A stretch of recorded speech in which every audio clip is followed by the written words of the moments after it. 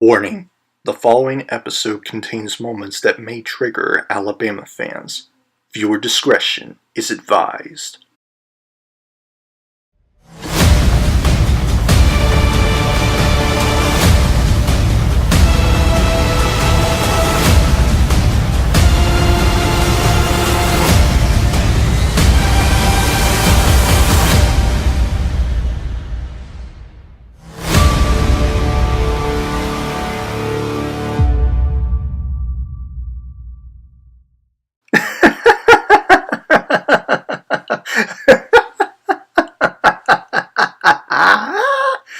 Did you guys like that intro? Did you guys like that skit I just made at the beginning?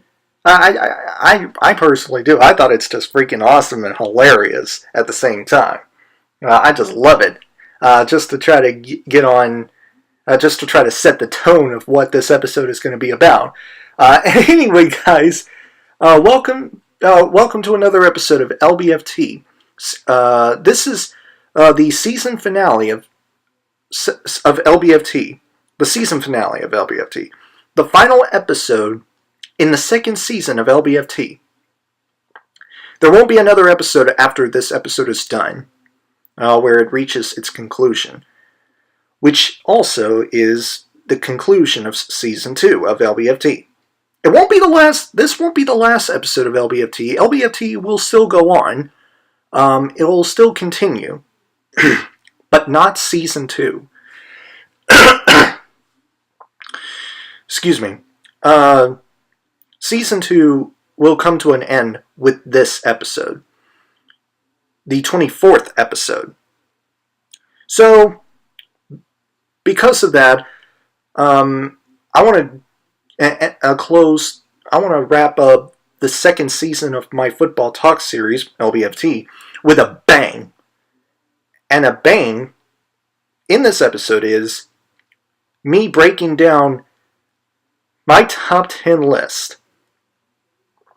from my personal and unbiased list for 10 games, college football games rather,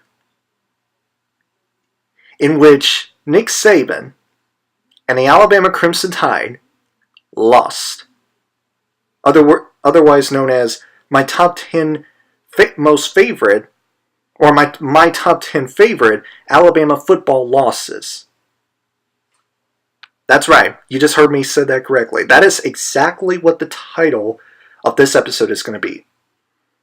It's going to be me breaking down my list for my top 10 favorite Alabama football losses. Games in which Alabama, throughout the entire Nick Saban era, lost in.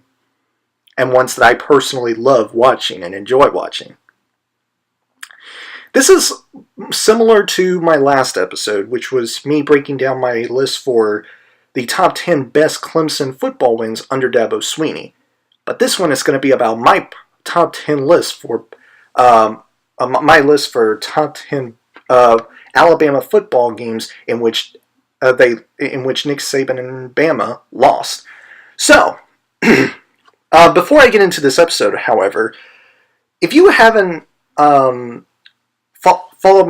followed these episodes for the past couple of years, I hate Alabama. I really do. I'm probably one of, if not the biggest Alabama Crimson Tide haters you will ever come across. I mean, to give you some perspective of just how much I hate Alabama, there is not a single team in which I would see myself rooting for Alabama to beat. And there's not a single game in college football in which I would see myself rooting for Alabama to win it. Not a single one. Not a single one. That's how much I hate Alabama. Hating the Alabama Crimson Tide ever since the 2010. After they won their first national championship with Nick Saban back in the 2009 season, the Crimson Tide just didn't felt right to me after that. Something did not feel right about this team to me. I don't know what it is, but ever since then, I could not stand Alabama a whole lot more. Every time they win a national championship, they make college football boring to watch. And they ruin a college football by burying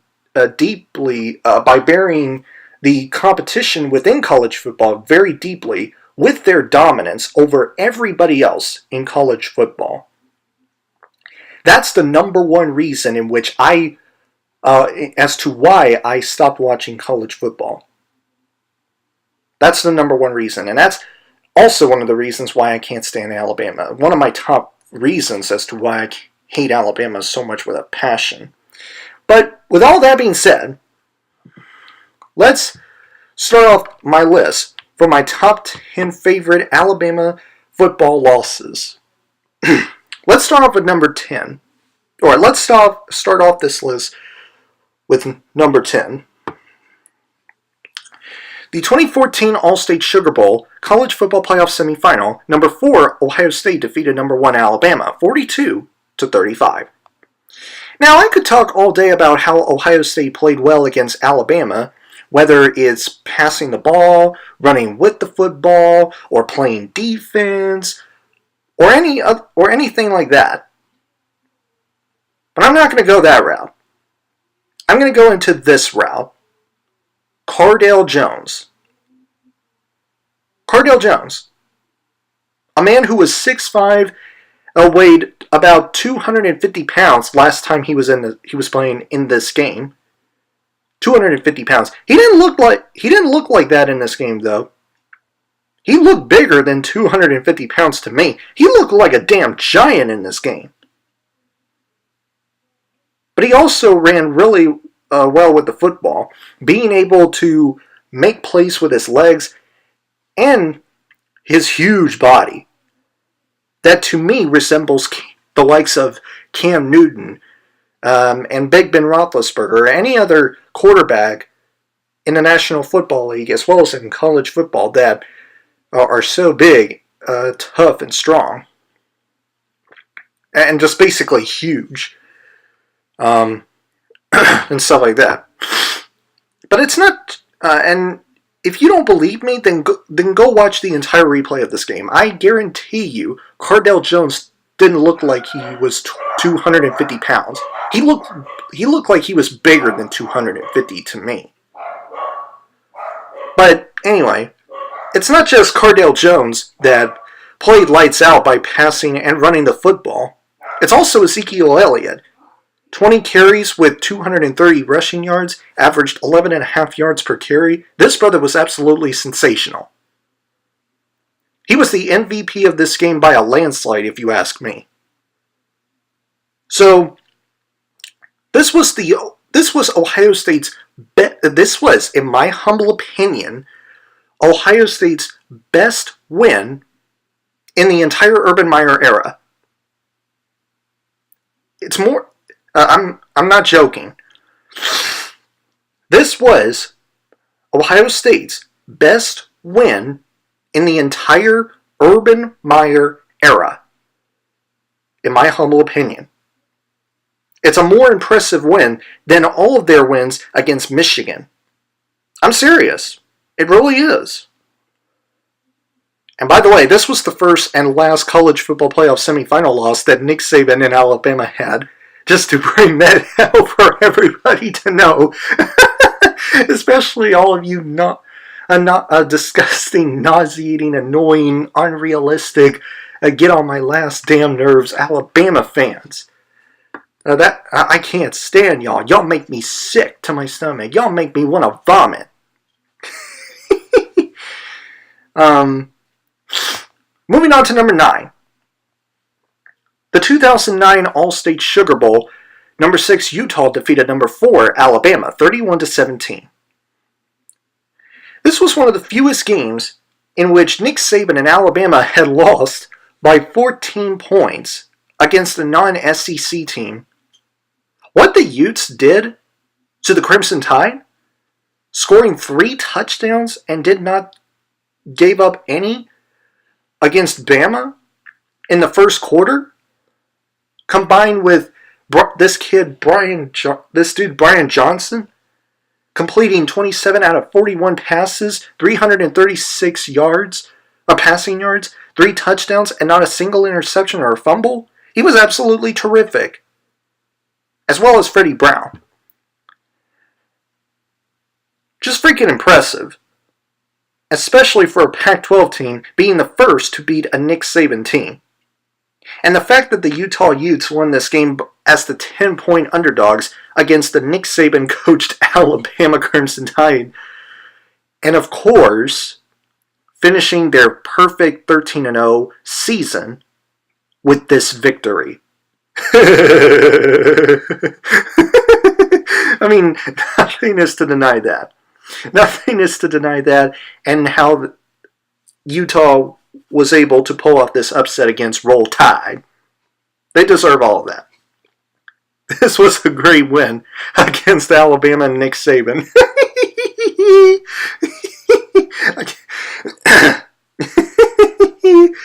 Oh boy. A team being the 10-point underdog against the Nick Saban team has beaten, Utah has had more points against Alabama than having to be the 10-point underdog against Alabama.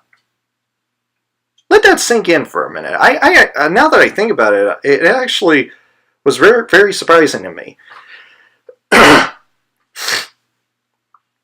It's very interesting, I will say. Excuse me. Okay, moving on to number 8.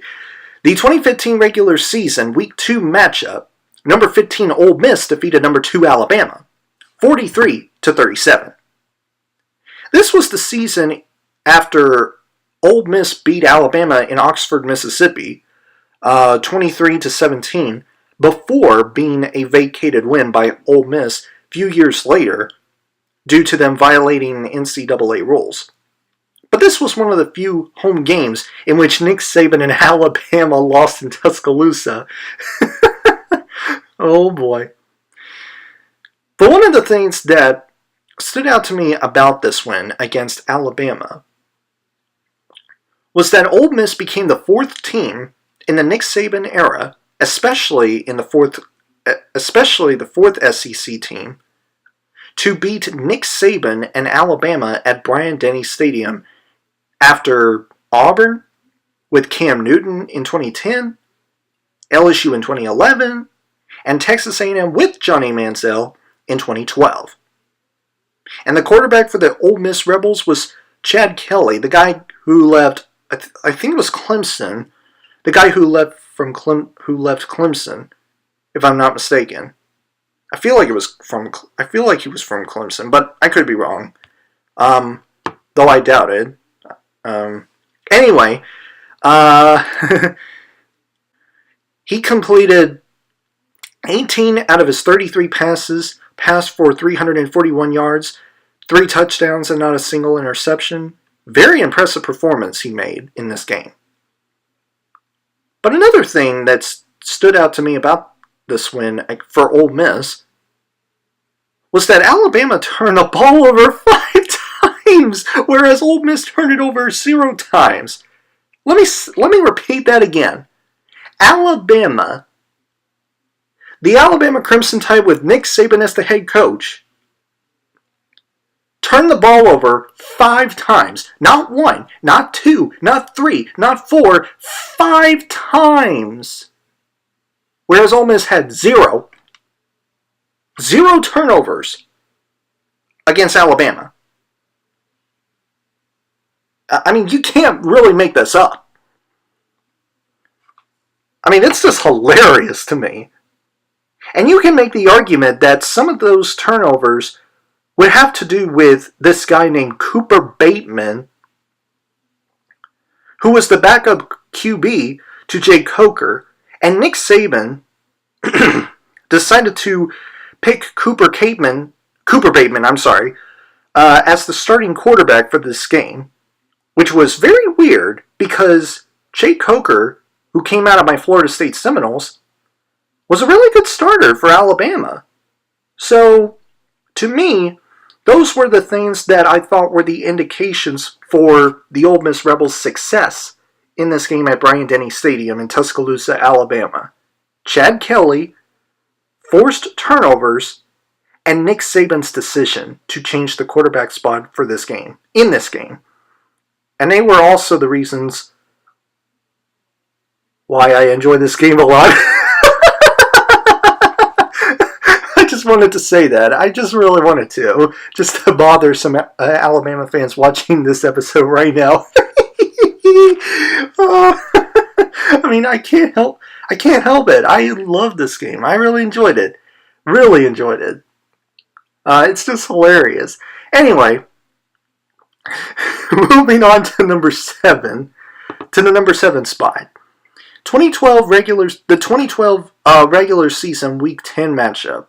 Number 15 Texas A&M defeated number 1 Alabama 29-24. Before Chad Kelly and the Ole Miss Rebels came to Tuscaloosa to beat Bama, the Texas A&M Aggies, with Johnny Manziel, came into Tuscaloosa and beat Nick Saban in the Crimson Tide. And this game sort of reminds me of the 2009 All-State Sugar Bowl. In some ways. Here's why. I already talked about how the Utah Utes scored 3 touchdowns and held Alabama scoreless in the first quarter. I already mentioned that. And Johnny Manziel and the Texas A&M Aggies did that exact same thing, with the exception of the missed extra point after their third touchdown, which made it 0-0 in the first quarter. And then after that, this game was mostly Alabama, if not all about Alabama. But this is when this game got really exciting to me. Alabama's last drive, which was a 5-play drive, A.J. McCarron tried to score a touchdown to win the game.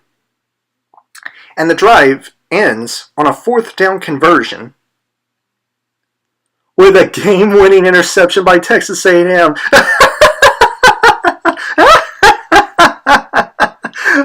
Let me repeat.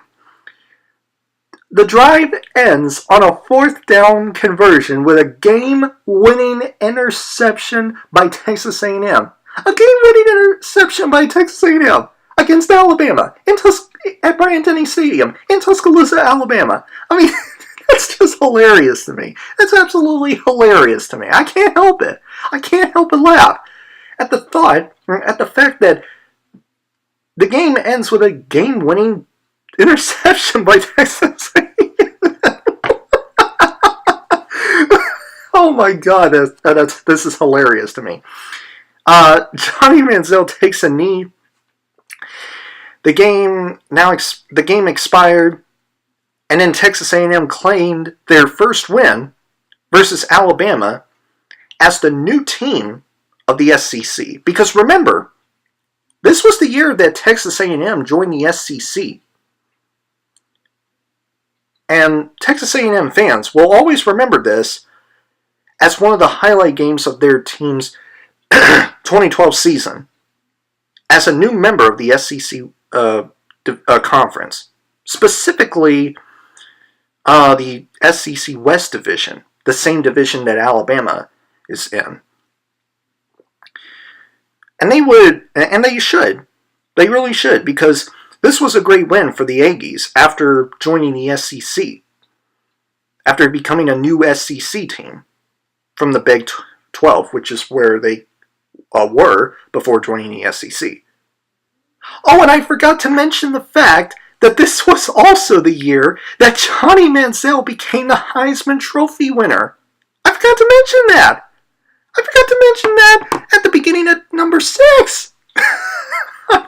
I can't believe I forgot to mention that, but it doesn't matter because it just has to be said anyway. I mean, Johnny Manziel beating a Nick Saban Alabama team in the same year that he won the Heisman Trophy?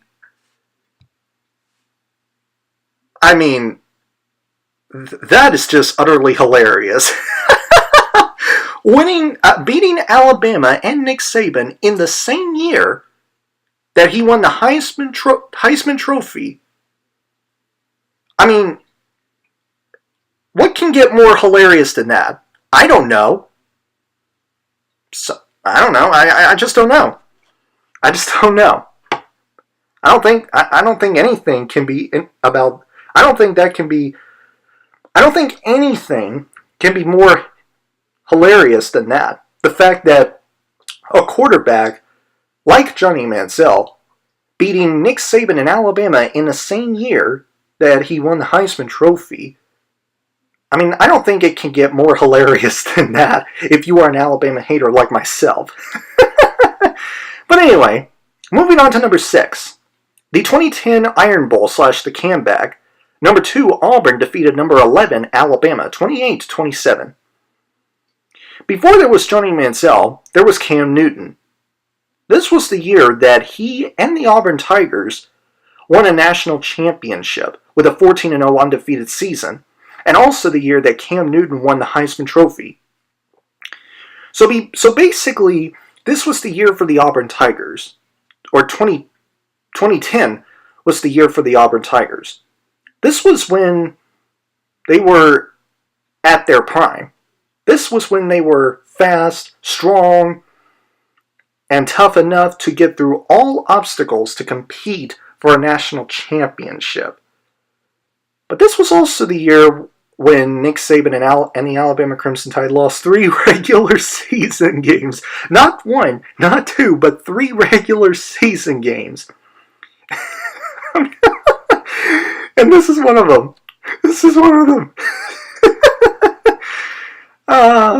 Oh man. That's just funny to me. Anyway, now, the first quarter of this game got really ugly for the Auburn Tigers and Cam Newton. Being down by 24 points in the first quarter and a half, and had not scored a single point against Alabama? I mean, that is just ugly for them. I mean, it was like, at that point that people started to leave the game, or not watching the game anymore if they were on TV, watching the game. And then the Auburn Tigers scored 21 unanswered points in both the second and third quarters. Then the fourth quarter starts, and things got really exciting. After Alabama gets the ball back on their last drive of the game, they were stopped on third down, and they desperately needed to go for it on fourth down with 35 seconds left on the clock. And on fourth down, A.J. McCarron threw the ball to Julio Jones, and it was incomplete. Let me repeat that. Incomplete on fourth down for Alabama. Oh boy. And then Cam Newton takes the knee, and the Auburn Tigers won the Iron Bowl 28-27, winning this game by 1 point. This was a great win, and a great comeback win for the Auburn Tigers. Coming back from a 24-point deficit in the second half, the largest deficit ever overcome in the Iron Bowl history. And that is why this game was also known as the comeback. Perfect title for this Iron Bowl matchup, I will say. Don't you think so? I think it really is. But what about you? Do you think it is? Oh, you think it's good? Well, good. I'm glad we agree on that. And by the way, the last point. This is the first and not last Iron Bowl matchup to be put on this list. So stay with me on this, okay? There are more as we're breaking down this list. Okay? Okay, cool. Anyway, number 5, the 2017 Iron Bowl. Number 6, Auburn defeated number 1, Alabama, 26-14. Well, Another Iron Bowl matchup that Alabama lost. These matchups just never fail to impress me, have they? Uh, anyway, so yeah, this is the second Iron Bowl matchup that Alabama lost in. This time, Auburn not being with Cam Newton as their Heisman Trophy winning quarterback, not being undefeated, and not being national champions. But they did pull off this upset against Alabama 26-14. So this game counts on my list, and it's deserving to be on this list, in my opinion. Jared Stidham, I think that's how you say his last name, despite not scoring a passing TD, he did complete 21 out of 28 passes. Passed for 237 yards and 0 interceptions. He was decent. Excuse me. And Karion, I think that's how you say his first name, Johnson, had 30 carries, 104 rushing yards, averaged 3.5 yards per carry, and scored a rushing touchdown. Ryan Davis had 11 receptions, 139 receiving yards, and averaged 12.6 yards per catch. But the major part about why I think Auburn defeated Alabama in this game is because of their defense. The Auburn Tigers defense was getting into Jalen Hurts' face all night long. I mean, they were shutting down that Alabama offense. That was one of the most impressive defensive performances I have seen against. That was one of the most impressive defenses I have seen a defense played against Alabama. Holding Alabama, I would say about 21 points under what they normally score.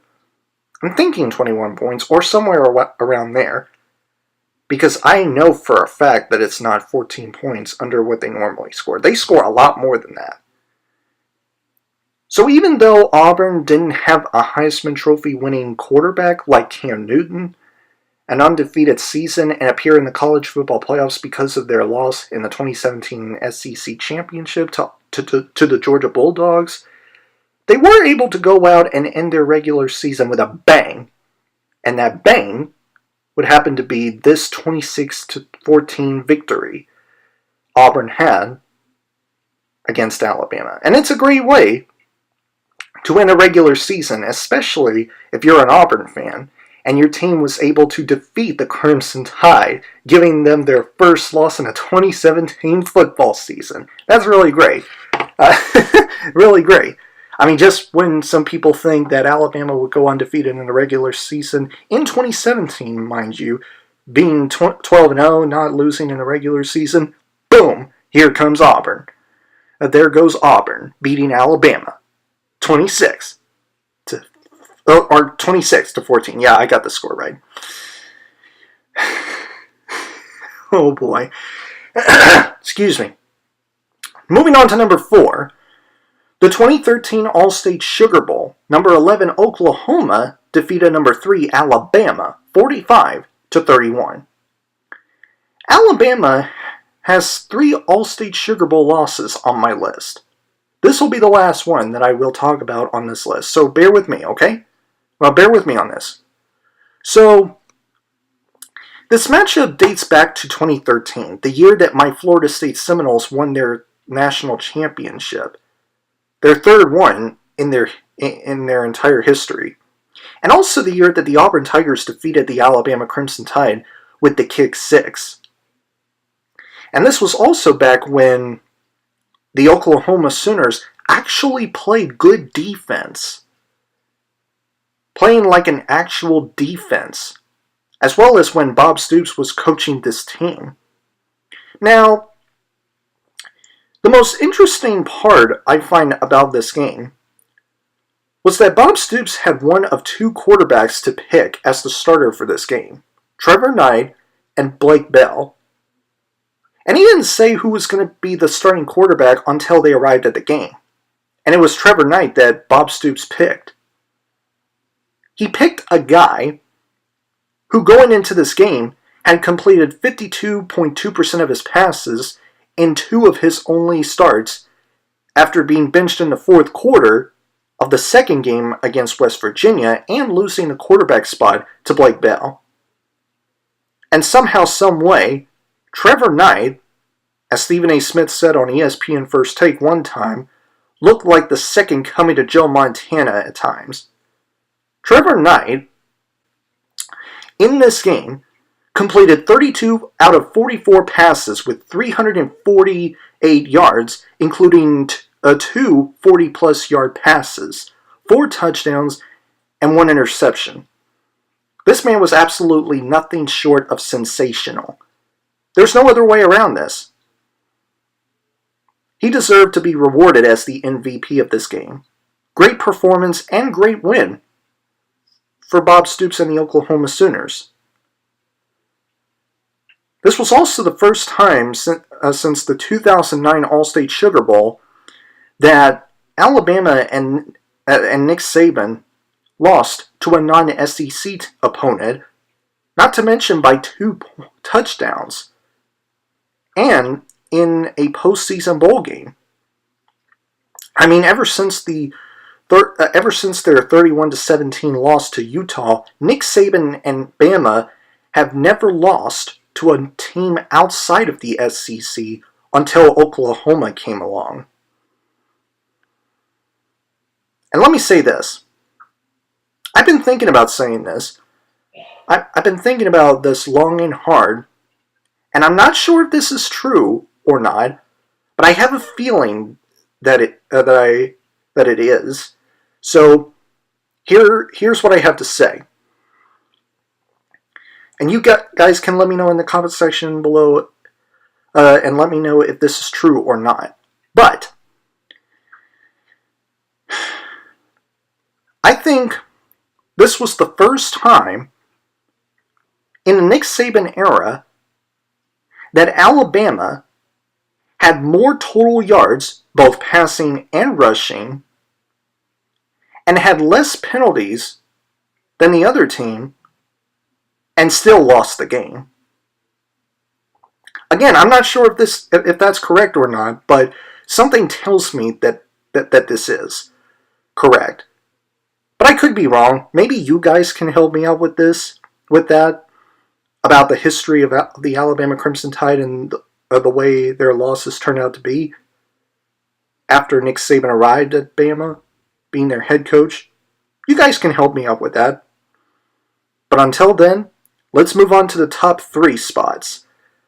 Starting with getting into the top 3, number 3 on my list.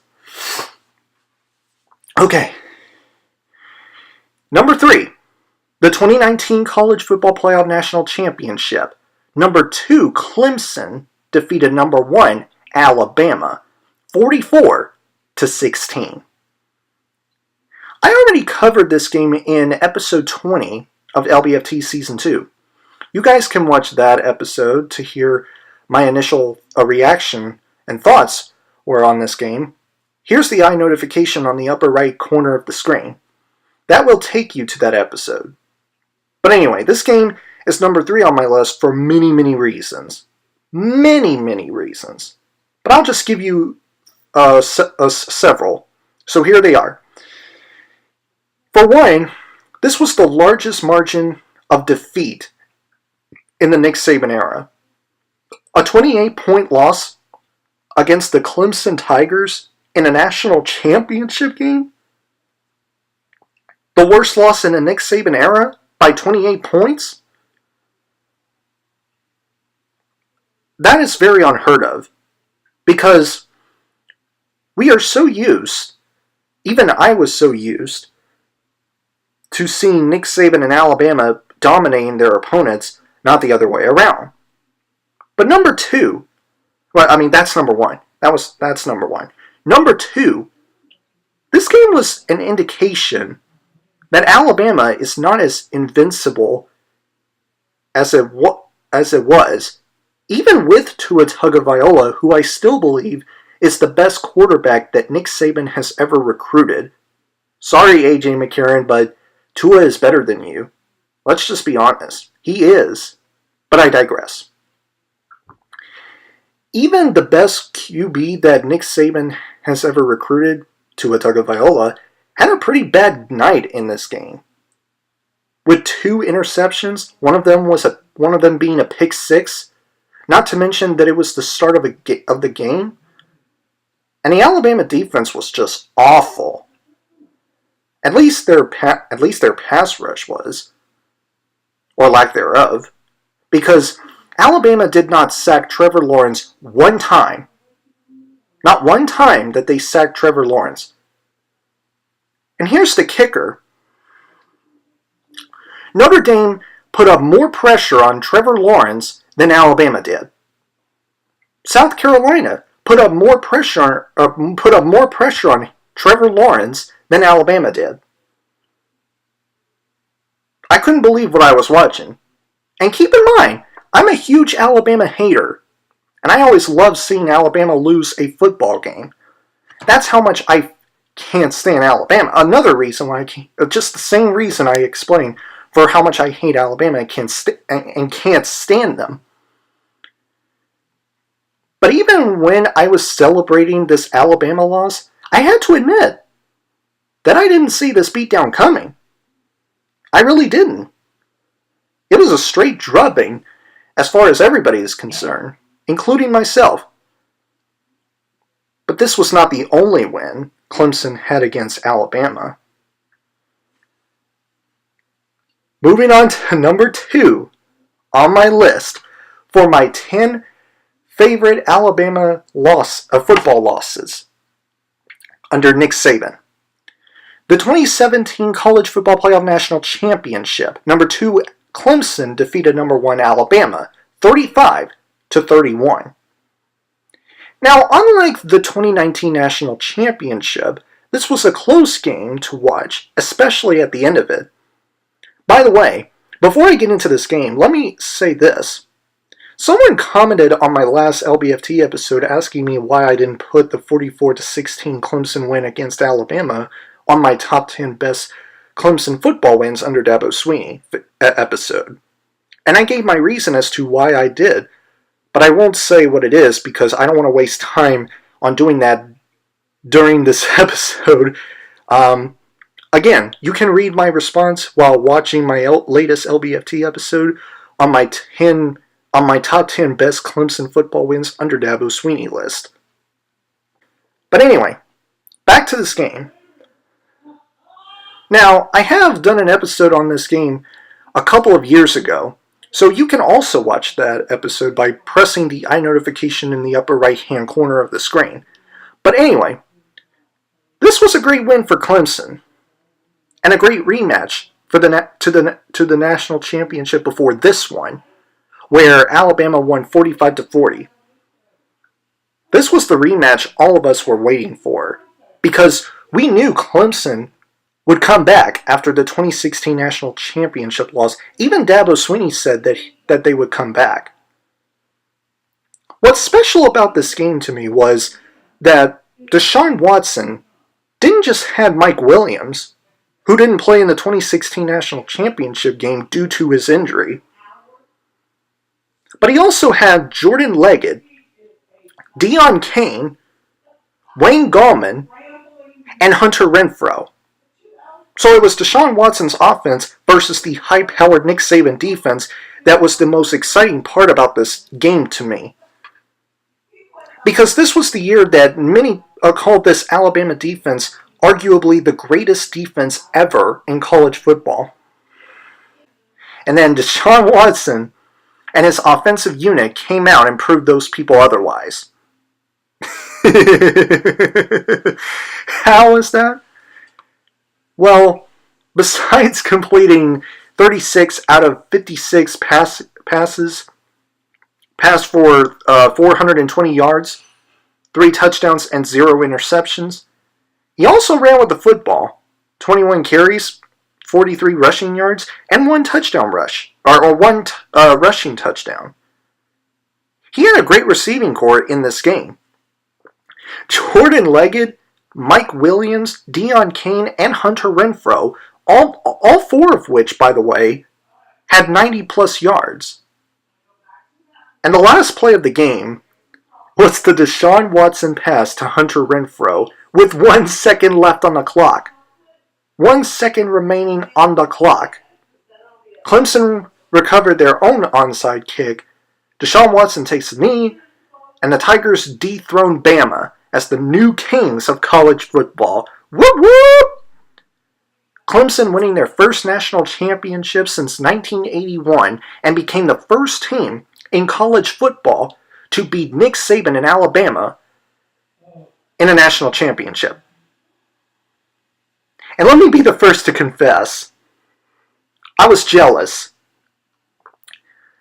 I was jealous of the Clemson Tigers. I was jealous of them beating out the Alabama Crimson Tide in a natty game. For those of you that don't know what the word natty is, it's short for national championship. Just to let y'all know if you hadn't heard that word before. But anyway, I had a fantasy. I always had a fantasy prior to this game about my Florida State Seminoles being the first team to beat a Nick Saban-led Alabama team in a national title game. And that fantasy had quickly gone away after this win. And I was slightly disappointed because I always had a dream, or slash fantasy, whichever you would call it. I would always have a dream in which my Florida State Seminoles would go into a national championship against Alabama, being the underdogs to the Alabama team, and everybody talking about how this is going to be a close game, but Alabama is going to take the W. Both analysts and fans all around the world. Everybody's saying, most people rather, would say Alabama is going to win. Even though it's going to be a close game, Alabama is going to win. And then all of a sudden, bam! My Florida State Seminoles won the national championship game against Alabama, being the first team to beat Nick Saban and the Alabama Crimson Tide. That was my dream for my Florida State Seminoles team. I was rooting for that fantasy to be true, but then it didn't after this one. So, again, I was slightly disappointed about that, but at the same time, I was so happy that Alabama lost, because had they won this game, I would have put my hands up in the air and say, I am done with college football. The competition is dead. Completely buried by Alabama. By ruining college football. They always had, they always will, if they continue to win more and more titles. And I was already at that point after Alabama beat Georgia in the 2018 National Championship, 26-23 in overtime. I really was. And to this day, I'm still done with college football as a whole. Excuse me, because the competition has been buried, like I said, by Alabama's dominance over everybody else in college football, as far as I'm concerned. Nothing, and I do mean nothing, will take me back to watch college football as a whole again, except for one thing, and that is Alabama missing the college football playoffs by losing 2 or more regular season games.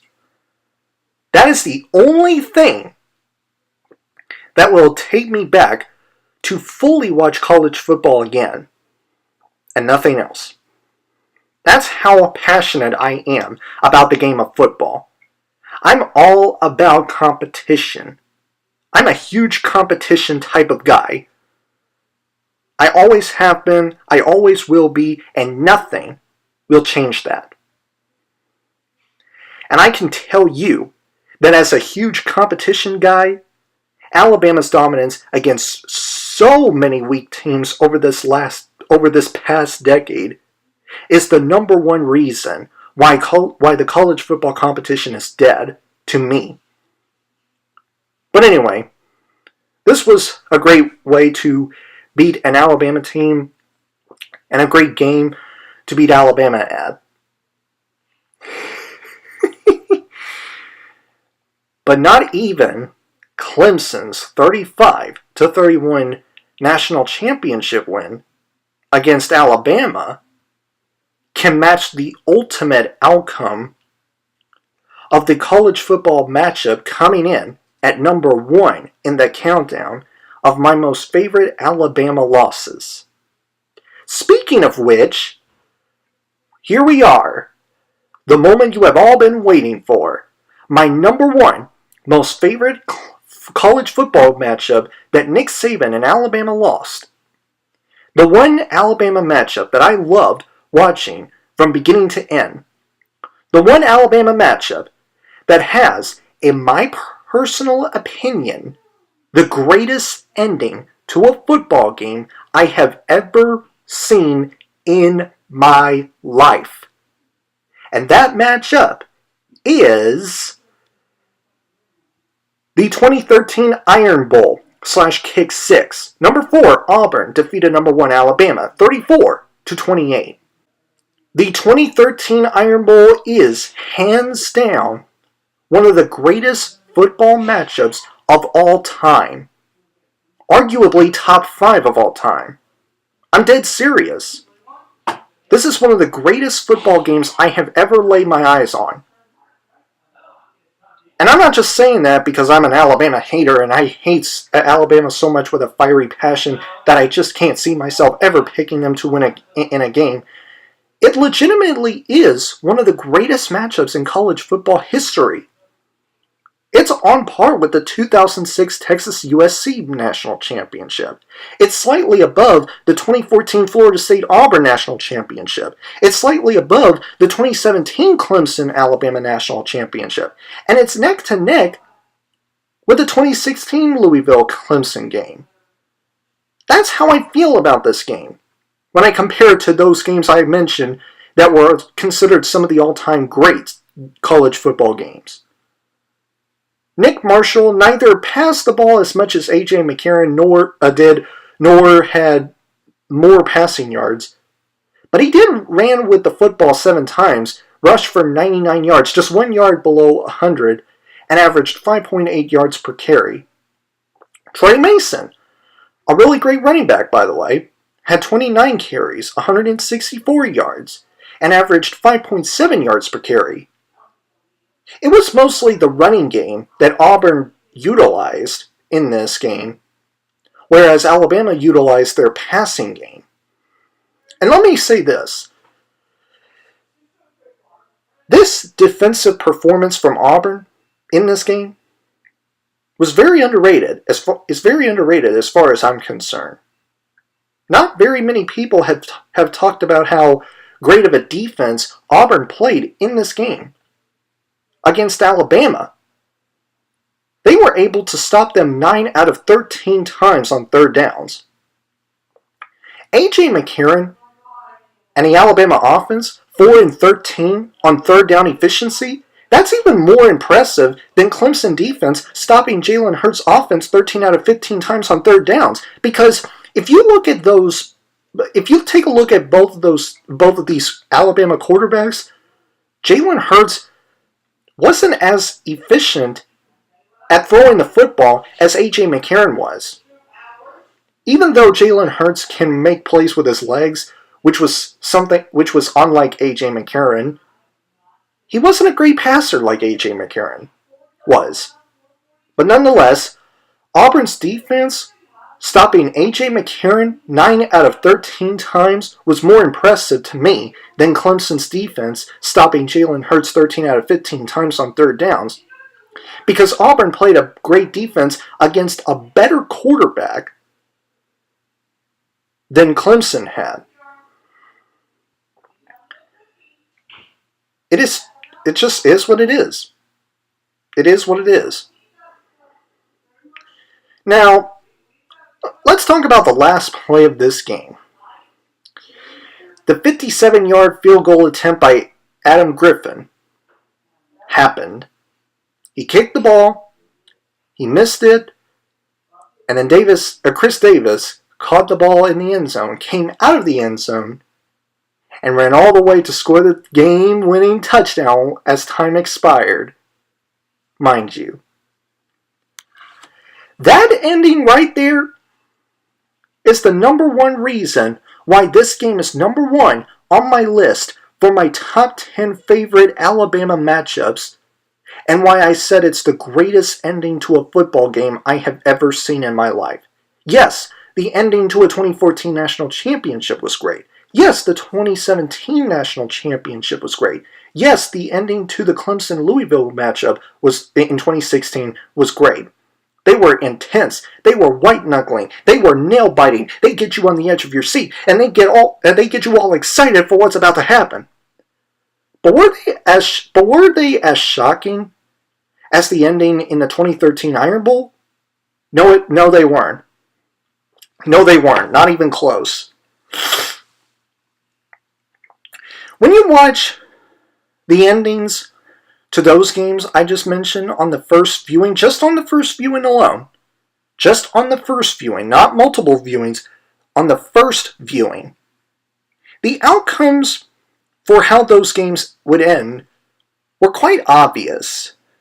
They were quite predictable. You could see how these games would end coming from a mile away. That they were quite predictable, and you could see them coming from a mile away in the sense that within a minute left in the games, in a game, you knew that one trailing team would be able to go down on the field and score points on the leading team before time expires. The predictability here was really obvious in those games in how they would end. But when you watch this game on the first viewing, you don't know how it's going to end. This game would lead you guessing, like, is Alabama going to score the field goal? Or are they going to miss it and then go to overtime with Auburn? Just how this game keeps you guessing while preparing for the final play to start, and when it started, sounds really captivating. Then Adam Griffin kicks the field goal, and it's like, it seems like Alabama's going to score, and no, they're not. But wait, Chris Davis runs out of the end zone, and you're wondering, wait, what? Then he goes on the left side of the field, and then you're like, is he going to run out of bounds or be pushed out of bounds? Turns out, nothing, and neither happened. Chris Davis escaped the pressure from Alabama, turned right, and kept running to the end zone. And then you're like, oh my God, I can't believe my very own eyes. I can't believe what I'm seeing. This is unbelievable. Just unreal it is. I've never seen anything like it before. Oh my God. You know, just those types of first impressions after watching for the first time the Kick 6, which is what this game's called because of its ending. And it's a fitting ending. It's a fitting... I can't speak. It's a fitting title to call this game, much like the Can Bag was back in 2009. So, yeah, guys. The 2013 Iron Bowl, aka Kick 6, is officially my favorite Alabama loss of all time. Because, again, it has the greatest ending to a football game I have ever seen in my life. And I will keep saying that until the day I die. Because no other football game would have an ending that tops this. I 100% doubt that we would have another game that would end like this. It is just impossible to top the Kick 6 as the greatest ending to a football game of all time. It really is. The Kick 6 is the greatest ending to a football game I have ever seen. Period. Point blank. But anyway, like I said, those are my 10 favorite games in which Alabama lost. All of you disgusting, nauseating, annoying, unrealistic, don't want to listen Alabama Crimson Tide fans that just make me sick to my stomach and that I can't stand of can get on my can get on me in the comments section about me being a hater for Alabama. I don't care. I'll take it. I'll proudly wear it as a badge of honor for being the biggest Alabama hater alive. I'll take it. And you can count on it. Alabama losing football games brings me so much joy and happiness as a football fan. And I never regret saying that. Never have and never will. Because again, I said this before in this episode, but because as far as I'm concerned, Alabama's dominance has killed the college football competition. And it's the reason why I'm still done with college football as a whole. The only thing that will take me back to watch the rest of college football again is if Alabama misses the college football playoffs. That's the only way to pull me back to college football. That's it. Otherwise, I'm only looking forward to upcoming NFL seasons and what they will unfold for each time from September to December in the future. It's just that simple. It's just that simple. So yeah, guys, this is the season finale of LBFT. The last episode in season 2 of LBFT. I already mentioned that earlier, but I just want to say it again for the sake of saying that again. And me breaking down my personal list for 10 college football games in which Alabama lost in the Nick Saban era, in the entire Nick Saban era, since he started, since he became their head coach back in I think it was 2008. I feel like it was 2008. That or 2007. I don't know. Probably 2008. But anyway, yeah. This is the last episode of the second season of LBFT. There won't be another one after this. So, this is the way to close out or wrap up season 2. But LBFT will come back. LBFT will come back. It will come back, just not season 2, or not any more of season 2. It will come back with a season 3 premiere of LBFT in the month of September, I think. That or August, either one. As we get to halfway through this year, I'll decide whether LBFT Season 3 starts in either late August or early September. I'll have to think about that as we get through half of this year. But as of right now, LBFT will come back in Season 3. And it will continue after that. It will continue and continue and continue until I don't feel like doing these episodes anymore. Until I have that point in my life, I'll still keep doing these football talk episodes. It's just the way that I want to do. Just to try to help you guys out. Try to entertain you guys with these episodes. As well as my other videos like my movie reviews, trailer reactions, and other videos as well. Like, I just came out with a Sunday Thoughts video. You can go watch that. I just uploaded yesterday. You can go watch that. And the first video in my Battle 5 series will be uploaded tomorrow. So stay tuned for that tomorrow, because I can't wait for you guys to see it. But yeah, guys. We have already reached an hour. Okay, that's cool. The second episode reached an hour-long mark after episode 23 of Season 2 of LBFT. But anyway, guys, This is, like I said, these are my 10 favorite Alabama losses. And this is the last episode of LBFT Season 2. LBFT will come back, just not with more Season 2 episodes. If you guys enjoyed this episode, please click the like button. And comment down below to let me know what your top 10 favorite Alabama football games are. Let me know in the comment section below, regardless of whether you're an Alabama fan or hater.